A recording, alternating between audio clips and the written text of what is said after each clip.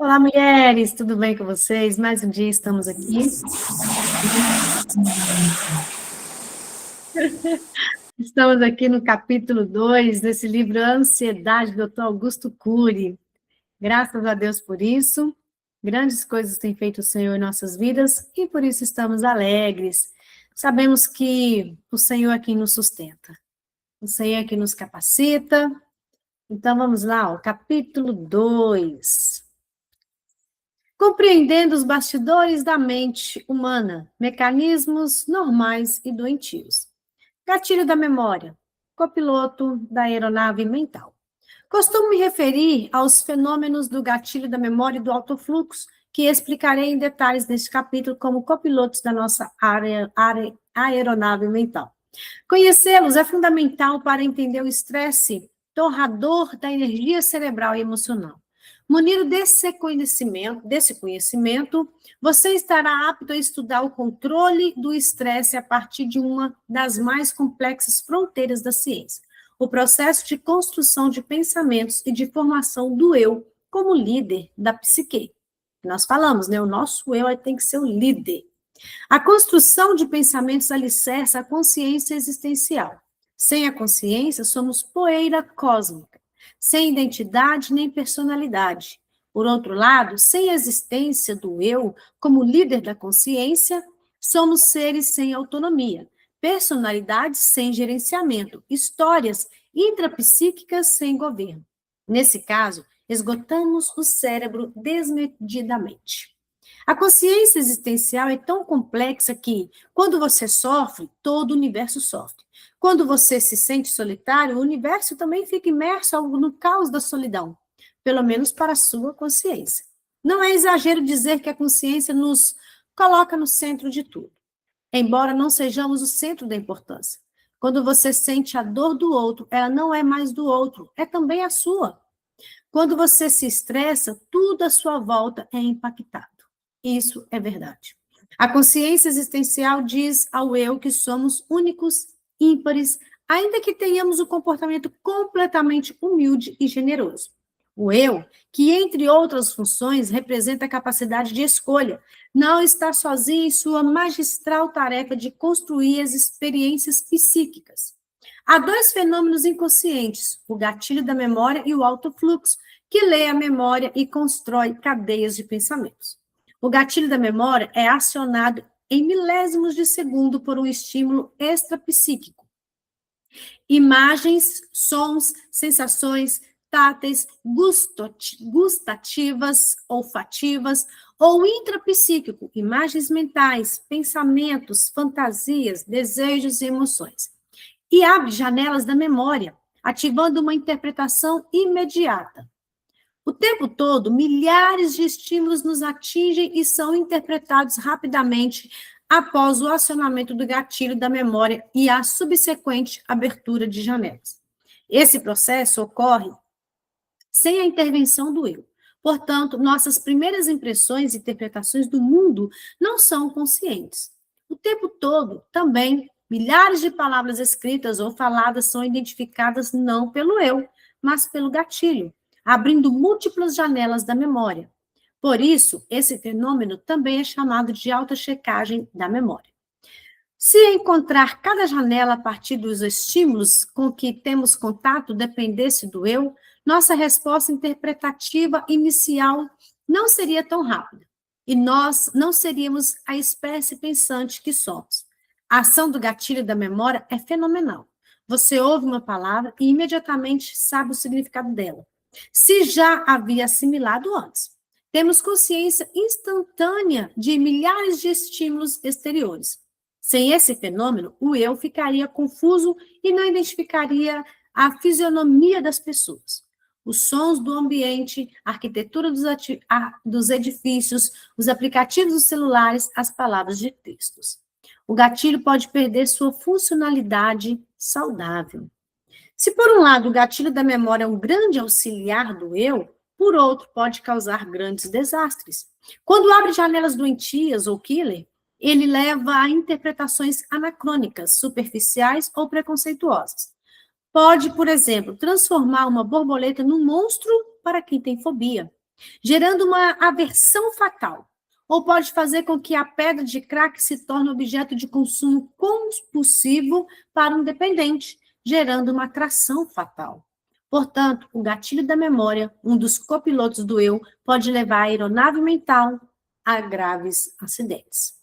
Quem sofre de síndrome de pânico, do pânico, embora não conheça o pacto entre gatilho e as janelas killer, sabe como ele é cruel e escravizador. Felizmente, essa armadilha mental pode ser reeditada ou superada. Não é comum que um aluno brilhante se saia mal em determinada prova e registre essa experiência como um trauma ou janela killer. Há jovens que, apesar de terem estudado e saberem a matéria, ficam tão tensos que desenvolvem a síndrome do circuito fechado da memória, capaz de bloquear as informações que aprenderam. Eles ficam abalados e registram essa frustração, expandindo o núcleo traumático. Quando chega o dia de mais uma prova, o gatilho da memória entra em cena e abre a janela killer, onde o medo de falhar está arquivado e, novamente, fecha o circuito da memória. O medo de falhar arquivado faz fechar novamente o circuito da memória. Como consequência, esses alunos perdem a confiança em si mesmos e muitas vezes são erroneamente considerados relapsos, irresponsáveis e incapazes. Infelizmente, milhões de crianças, adolescentes, universitários que poderiam brilhar no teatro social são excluídos porque não sabem controlar o seu estresse, nem como romper o cárcere das janelas killer. Uma das minhas frentes de batalha envolve a educação mundial. Luto para que professores, psicopedagogos e psicólogos conheçam esta fronteira da ciência, o processo de construção de pensamentos e suas armadilhas. Educadores usam a exaustão do pensamento como instrumento para ensinar, mas não estudam a natureza, os tipos, os processos construtivos e o gerenciamento dos pensamentos. A maioria nem sequer ouviu falar da síndrome do circuito fechado da memória. Não foi preparada para resolver conflitos em sala de aula. Não entende que, para abrir o circuito da memória e aliviar o estresse, é vital, primeiro, valorizar o aluno que erra, para depois, só depois, levá-lo a refletir sobre o seu erro. Se o circuito se fecha com críticas, comparações, tom de voz elevado, o eu do aluno, que tem capacidade de decidir ou escolher, perde a capacidade de acessar milhões de informações que lhe permitiriam dar respostas inteligentes diante dos desafios, das crises, dos percalços da vida. Aprender a gerenciar os pensamentos perturbadores e a proteger a emoção faz toda a diferença para controlar o estresse e atingir um ponto de equilíbrio. Aí vem a frase em destaque: educadores usam a exaustão, o pensamento como instrumento para ensinar, mas não estudam a natureza, os tipos, os processos construtivos e o gerenciamento dos pensamentos. Aqui não só os educadores, nem professores, aqui os educadores aqui também somos nós, pais. E aí, quantas vezes a gente só quer falar do erro e nunca enaltecer a pessoa em si. Quem não erra, né? Nós, como mulheres adultas, erramos. Imagina aqueles que estão aprendendo agora, as crianças. Então, nós devemos o quê? Ensiná-los. Primeiro ter o elogio, ter admiração e depois mostrar o erro. E como isso é difícil. Isso é muito difícil, mas não é impossível. Não há equilíbrio pleno. Existem pessoas plenamente equilibradas? Não. Ah, isso é um alívio, né, para nós. Queremos muitas vezes ser plenamente equilibradas, mas aqui, olha, ele respondeu: não. Você, eu ou qualquer outro ser humano jamais seremos completamente equilibrados. Até porque cada pensamento se organiza, experimenta o caos e se reorganiza em outros pensamentos, o que evidencia que o psiquismo humano está em constante desequilíbrio. Quanto a seu processo construtivo, tal desequilíbrio é normal. Uma coisa, porém, é o desequilíbrio do processo construtivo dos pensamentos e das emoções. Outra é o desequilíbrio do gerenciamento do eu e das nossas reações, atitudes e respostas. Aqui tem a total diferença. Tem o desequilíbrio do processo construtivo de pensamentos e das emoções. Outra é o desequilíbrio do gerenciamento do eu e de nossas reações, atitudes e respostas. Este último é doentio e expressa a inabilidade do eu como gestor psíquico. Ou seja, nós devemos ter esse equilíbrio do eu. O nosso eu tem que dominar, né, para as nossas reações, atitudes e respostas. Como nós lemos em Provérbios 16, a resposta branda desvia o furor. Quando nós temos o eu gerenciado, o eu que predomina, vamos dar a resposta branda. E vai o quê? Desviar o furor, afastar o furor. Né? Agora, a resposta dura suscita a ira. É isso que muitas vezes acontece. Quando a gente dá uma resposta dura, o outro já fica irado, a gente também. É o quê? Nós devemos aprender a gerenciar o nosso eu.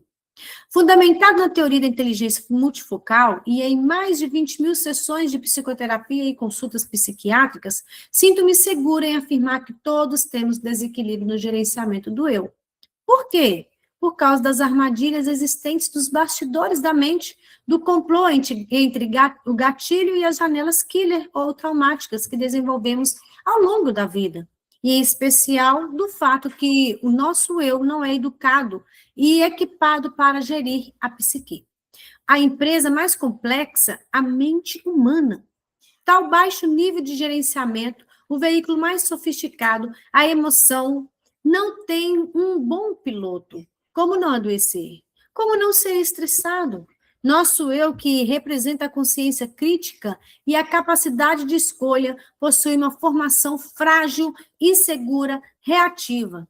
Reage pelo fenômeno, bateu, levou. E não tem habilidade para proteger a memória e a emoção. Por isso, a pessoa mais calma terá seus momentos de estresse angustiante, assim como o ser humano mais coerente terá algumas reações estúpidas que deixarão perplexas as pessoas da sua intimidade. Reitero, todos nós experimentamos desequilíbrios.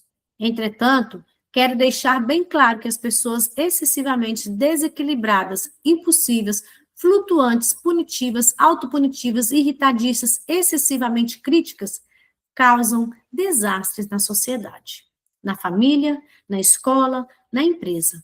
Elas se tornam fonte de conflito, celeiro de estresse. Se você se apresenta essas características, não desista de si mesmo. Não desista de si mesmo. Se tem alguma dessas características, muitas vezes é impulsiva, flutuante, punitiva, autopunitiva, irritadiça, às vezes crítica demais, não desista de si mesmo. Treine para ser autora da sua própria história. Mesmo que tenha causado muitos acidentes emocionais, pode se equipar e se tornar um oásis no deserto social, aliviando o sofrimento daqueles que mais ama.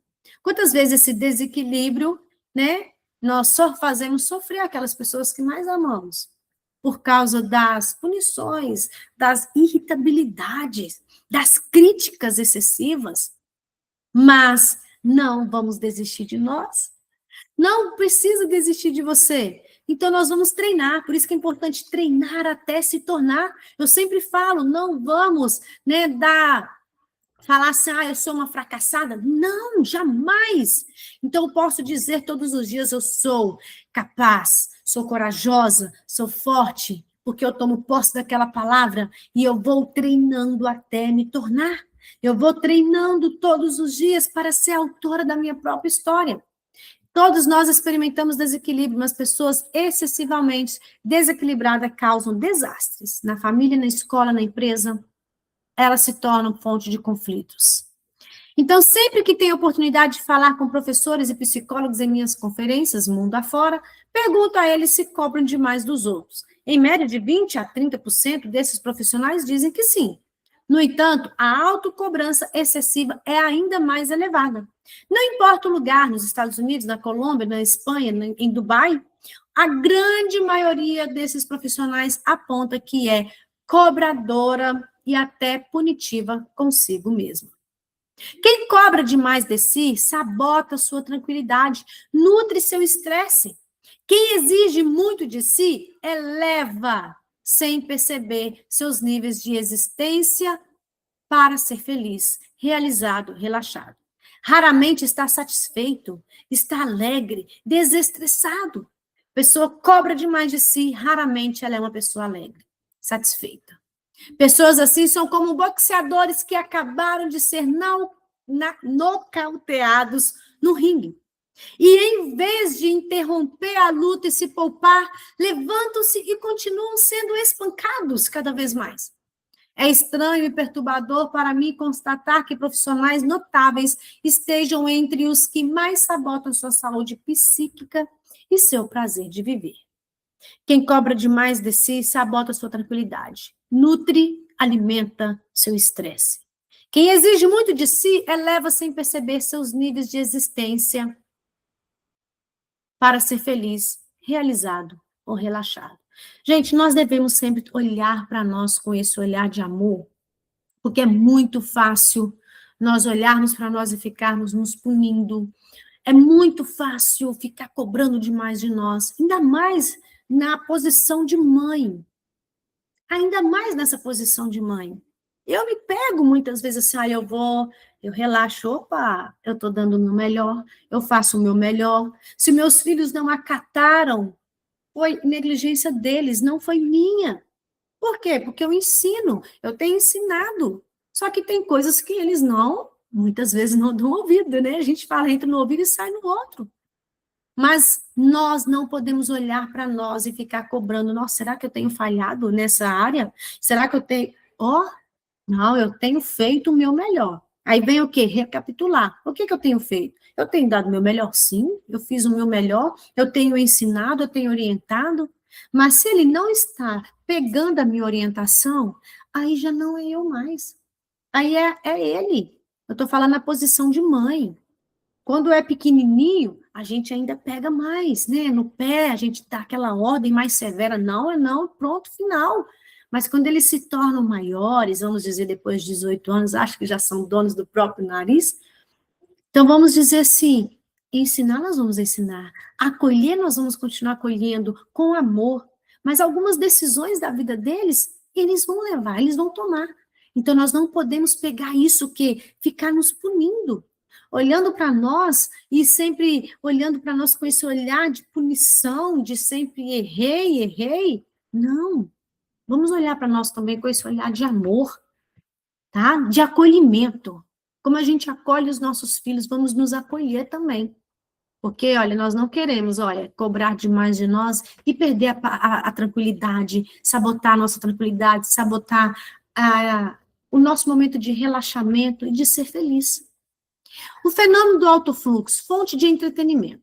Enquanto eu faço uma leitura lógica, dirigida e programada da memória, ainda que incoerente e destruída de profundidade, o alto fluxo faz uma varredura inconsciente, aleatória, não programada dos demais diversos campos da memória, produzindo pensamentos, imagens mentais, ideias, fantasias, desejos e emoções no teatro psíquico. Ele cria os pensamentos que nos distraem, as imagens mentais que nos animam, as emoções que nos fazem sonhar.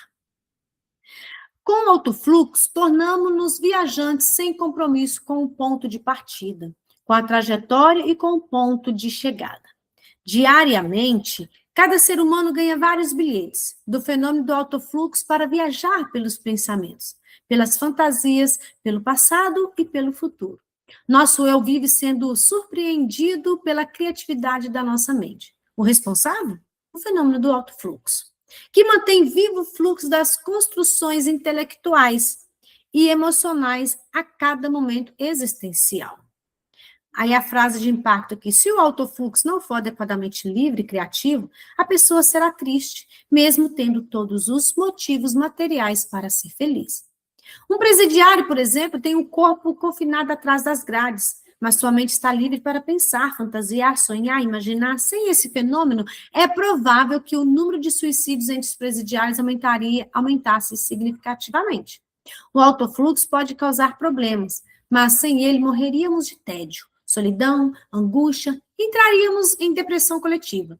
A meta fundamental desse fenômeno inconsciente é ser a maior fonte de entretenimento humano. Se o autofluxo não for adequadamente livre e criativo, a pessoa será triste, mesmo tendo todos os motivos materiais para ser feliz. Ela será pessimista, mórbida, ingrata, afundará em reclamações, ainda que tenha muitas razões pelas quais agradecer. Sucesso, família e amigos. Nunca a mente humana esteve tão estressada quanto na atualidade. Algumas pessoas têm uma mente tão agitada que não são capazes de se concentrar e apresentam déficit de memória.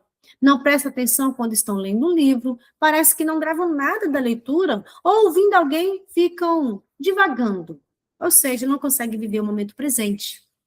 Às vezes está aqui, mas a mente está divagando. Tais pessoas exercitaram tanto o fenômeno do alto fluxo que se tornaram mentes hiperpensantes, ansiosas e estressadas. Em muitos casos, o ponto de partida para a atuação do fenômeno do alto fluxo são as janelas abertas pelo gatilho da memória. Por exemplo, quando alguém tem uma fobia de voar, entra em um avião. O gatilho dispara e abre a janela traumática do medo de que o avião caia. O fenômeno do alto fluxo, então, se ancora nessa janela doentia e produz milhares de pensamentos perturbadores, levando o indivíduo a achar que cada turbulência, por menor que seja, está vivendo seus últimos instantes de vida. As janelas da memória, armazéns de informação. As janelas da memória são territórios de leitura num determinado momento existencial. Em um computador, é possível acessar todos os campos da memória. Já na memória humana, os dados são arquivados em áreas específicas, ou seja, nas janelas, as quais requerem variadas chaves para ser acessadas. Nosso grande desafio é abrir o maior número de janelas para lidar com o foco de tensão. As janelas da memória representam regiões da memória em que o eu, o gatilho, o autofluxo e a âncora da memória podem se nutrir para construir pensamentos. Em vários dos meus livros, comento que existem 3 tipos de janela, com muitos subtipos. Precisamos revê-las, porque elas são tijolos para as ideias que desenvolvem. Janelas neutras correspondem a mais de 90% de todas as áreas da memória. Contém bilhões de informações neutras, com pouco ou nenhum conteúdo emocional, tais como números, endereços, telefones, dados corriqueiros, conhecimentos profissionais e, em destaque, o conteúdo das matérias escolares tradicionais, matemática, física, química, línguas, competências técnicas. Quem é excessivamente cartesiano ou lógico torna-se um construtor de janelas neutras, sem relevância socioemocional. Não aprende a pensar antes de reagir, a ser generoso e se colocar no lugar do outro, a ter resistência e ousadia para se reinventar. Quem é o manual de regras de comportamento? Um apontador de falhas e de erro dos filhos, alunos, cônjuges, colegas de trabalho, está apto a lidar com máquinas, reparar defeitos, mas não formar pensadores. Quem é excessivamente racional tira o oxigênio do lado emocional do ser humano e se torna, portanto, uma fonte de estresse para quem ama. Perde o autocontrole e leva o outro também a perder. Escolas excessivamente lógicas, cartesianas, que supervalorizam as janelas neutras e as provas em detrimento da emoção, da educação da emoção, estão preparadas para formar servos, robôs que obedecem às ordens, mas não seres humanos completos, autônomos e que tenham consciência crítica. Controlar o estresse requer a formação de pessoas flexíveis, generosas, tolerantes, ousadas, especialistas em abraçar mais e julgar menos. Aí vem as janelas killer ou traumáticas. Correspondem a todas as situações traumáticas que vivenciamos. Ao longo da vida, registra o conteúdo emocional, angustiante, fóbico, tenso, depressivo, compulsivo. Killer quer dizer assassino. Portanto, são essas janelas que controlam, amordaçam, asfixiam a liderança do eu. Ou seja, o trauma que você viveu está na janela killer. Ninguém muda ninguém. Cada um de nós tem o poder apenas de piorar o outro, mas não de mudá-lo. Muitos pais, maridos, esposas, professores executivos querem atuar como neurocirurgiões, querem operar a mente de pessoas teimosas, radicais, tímidas, inseguras. Para isso, acabam usando estratégias que formam janelas killer ou traumáticas, as quais estressam muito e pioram os outros. E quais são essas estratégias?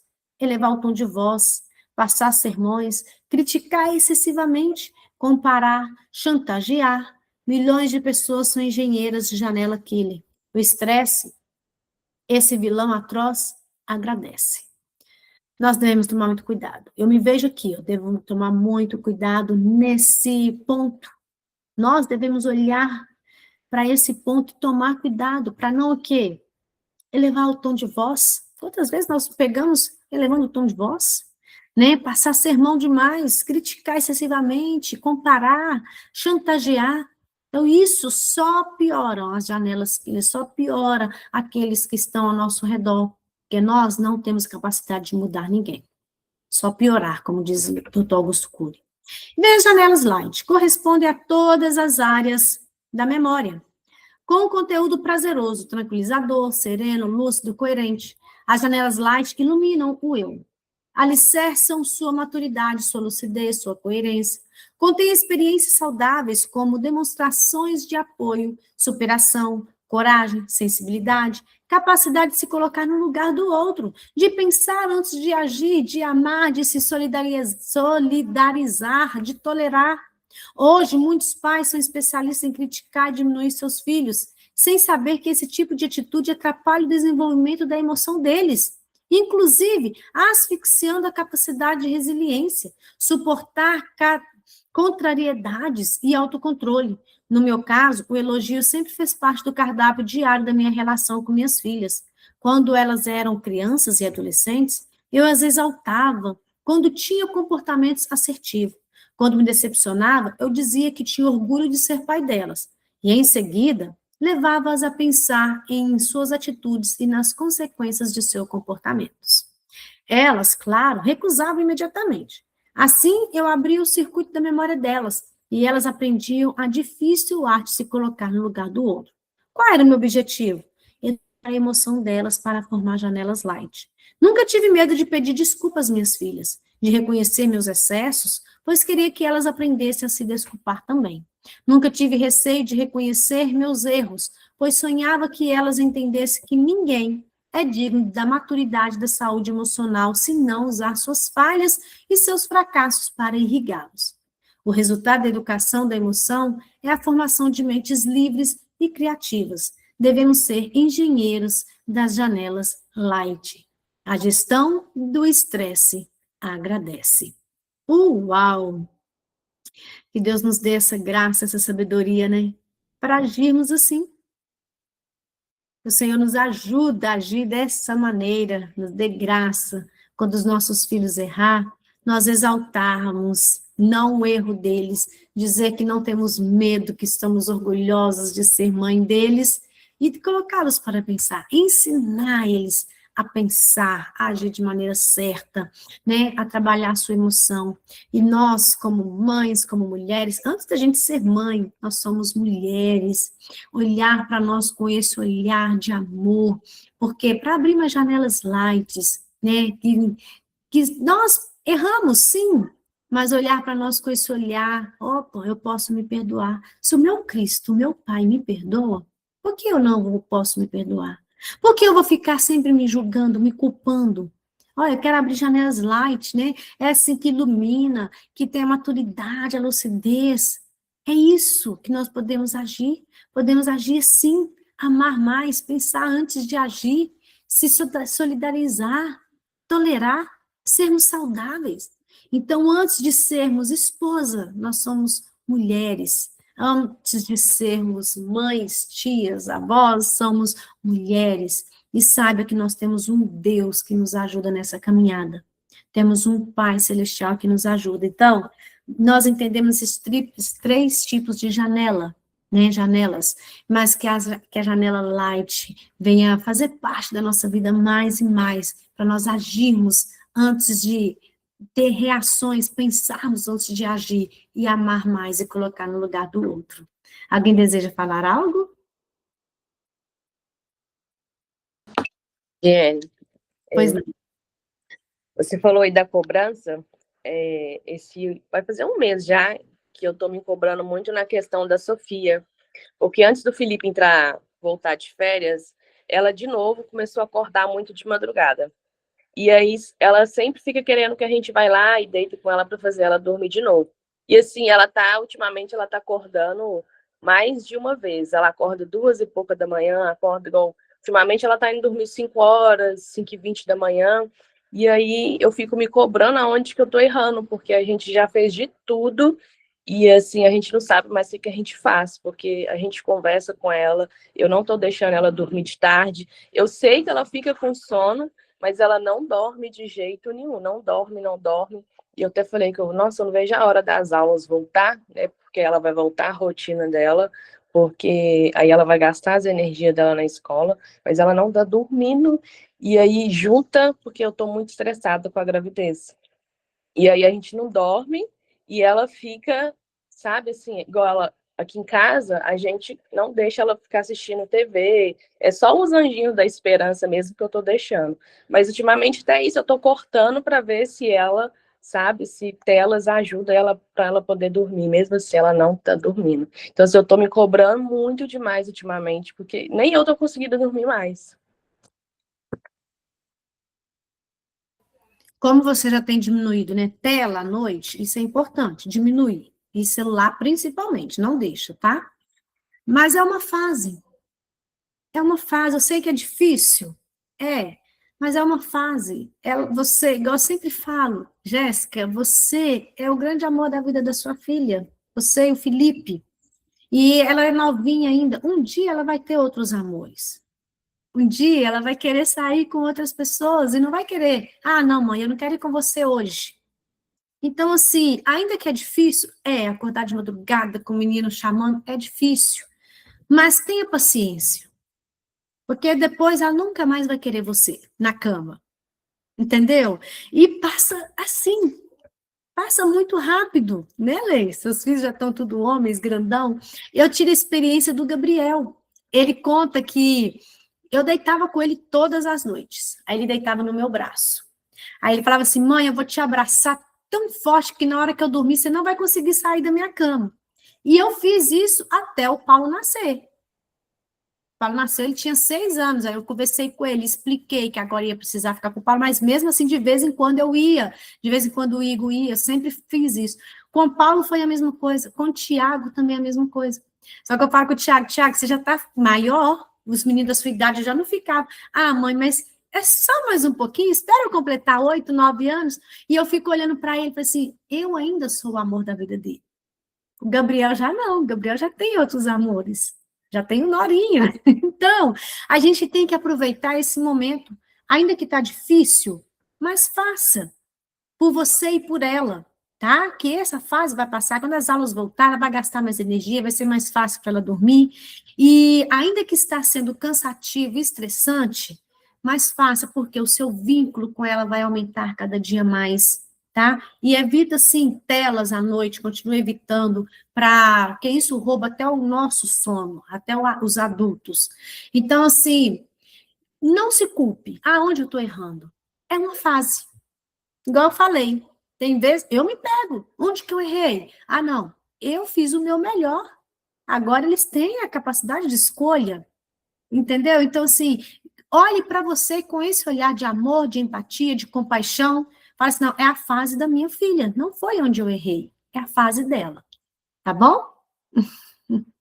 Mas alguém deseja falar algo? Não? Que Jesus abençoe vocês. Até amanhã.